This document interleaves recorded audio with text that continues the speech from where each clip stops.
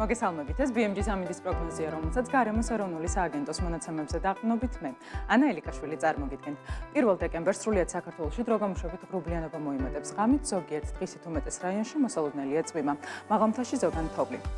დასავლეთ საქართველოში +17, მთიან რაიონებში კი +16 გრადუსია მოსალოდნელი. აღმოსავლეთ საქართველოში ასევე +17, მთიან რაიონებში კი +14 გრადუსი ფიქსირდება.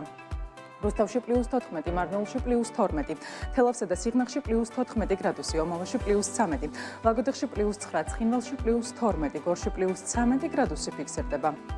სტეფანწმინდაში +6, ბაკურიანში +3, გუდაურში +1 გრადუსია მოსალოდნელი, ბორჯომში +11, ახალციხეში კი +10 გრადუსი უნდა ველოდოთ. გადავინაცვლოთ დასავლეთ საქართველოს ქალაქებში. ქუთაისში, ბათუმსა და ფოთში +15, სოხუმში +14, ზუგდიდსა და ქობულეთში +15, ანაკლიაში +16, ოზურგეთში კი +13 გრადუსი ფიქსირდება. რაც შეეხება დედაქალაქს, თბილისში ჰაერი +15 გრადუსამდე გათბება. ასეთი გახლდათ ამინდის პროგნოზი საქართველოში 1 დეკემბრისთვის. დარჩით BMG-ზე და თვალყური ადევნეთ ყველაზე საქმიან ამინდის პროგნოზს, რომელსაც ღვთის წყალთან ერთად წარმოგიდგენთ.